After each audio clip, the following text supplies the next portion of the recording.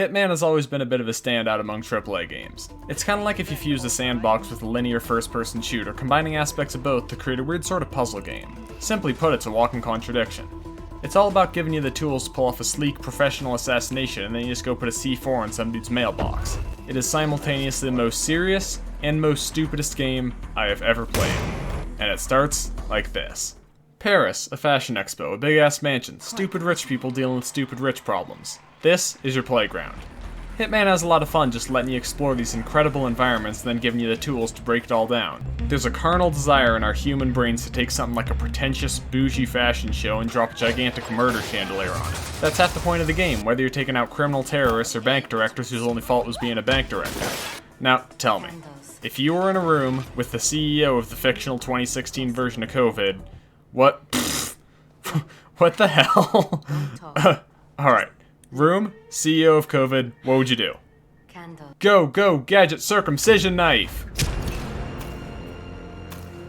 Welcome to Sapienza! This gorgeous coastal paradise boasts the #1 world record for interactable doors. Pray your sins away at Father Bliss's Sermon Shack. Take a crack at solving the mystery of Madame Caruso's mysterious passing.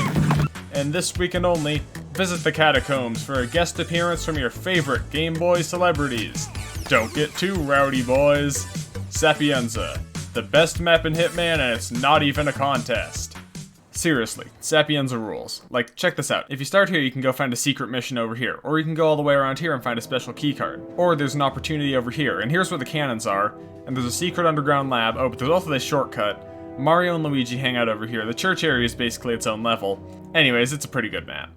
Now, keeping all that in mind, let's check out the third map, Marrakesh. Well, you spawn here, you go here, you steal an outfit, you go to one of these places, kill the dude, go to the other one, kill the dude, and you're done. In a pretty noticeable contrast to Sapienza, Marrakesh seems to make a deliberate effort to discourage exploration. Because all this area has literally nothing. And even the target areas, these tiny-ass buildings that should be the easiest thing in the world to stuff with content, are still homogenized wastelands.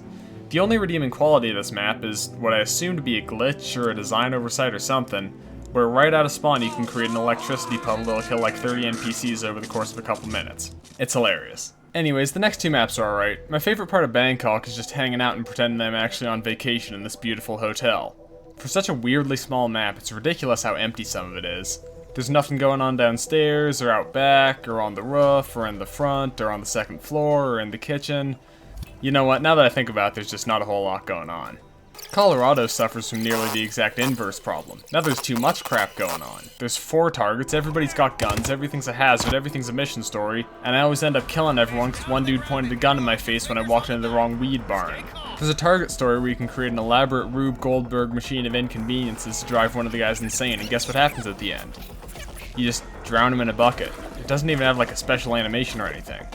Regardless, Hitman gave it a pretty good push at the finish line. Hokkaido is awesome. It's beautiful, it's got a nice flow, some cool secrets that you won't find your first couple runs. It's just a good time, that's all I could ever ask for.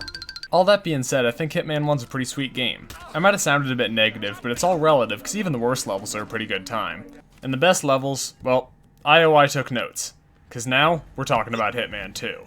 Dead Space? Get out of here. Linear map design? Never heard of it. Underwhelming executions? How about feeding a Colombian drug lord to his own pet hitman? Hitman 2 is the series firing on all cylinders, and it starts with Miami. This is where I came to daydream during the pandemic, and now it's over and I'm still sitting in my bedroom talking about video games. Everyone loves Miami.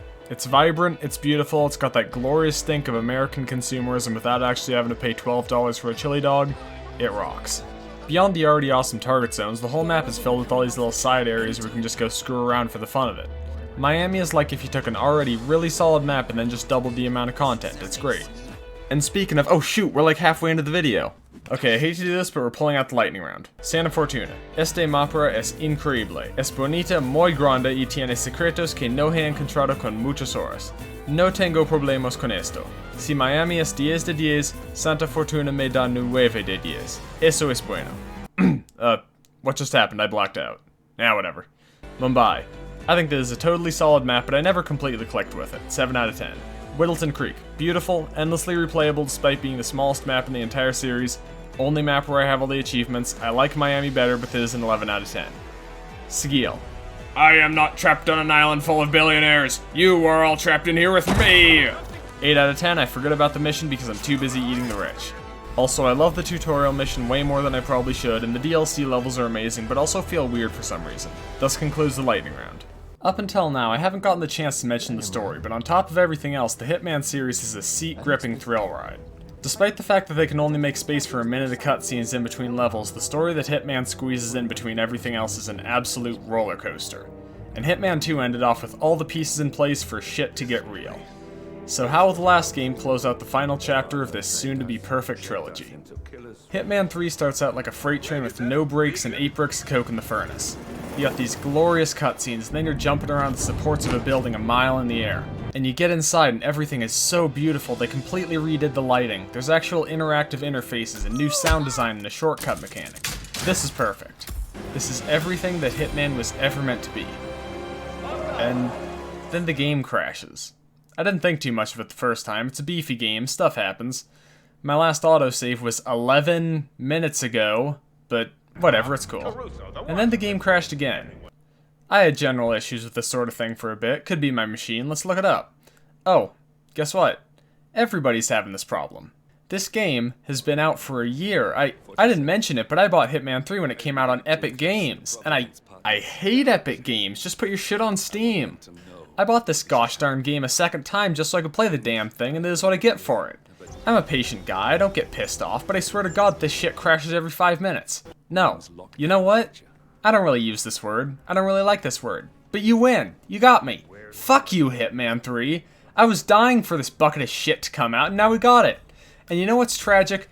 There is so much detail, so much love in this game that I can just feel it pouring out of the screen. But no. We can't release a finished product, and we damn sure can't fix it a year later. Let's send a husk out the door. An immaculate, breathtaking, empty, irredeemable, godless husk. If you're curious, I've played through all of Hitman 3. I think it's fine. Obviously it's completely unplayable, but beyond that, the core gameplay changes are cool. Some of the maps are pretty sweet, some of them sort of suck. The story is fine. It feels like the bare minimum needed to wrap up the series. There's a part at the end with some incredibly striking visuals that'll knock you on your ass, but the dialogue that plays over it is so bleh that it completely strangles the dramatic weight out of the climax this game has been building towards for 5 years. Which is incredible because the best part of the cutscenes was always the fact they used breathtaking dialogue to turn an otherwise pretty boring scenario into an endlessly intriguing thrill ride. I don't know. I guess I expected better. Egg on my face. No. I'm not letting this one crummy game sour my love for this entire franchise. We're gonna have fun, and this video is gonna have a positive ending. Let's give it up for Hitman's funniest home videos!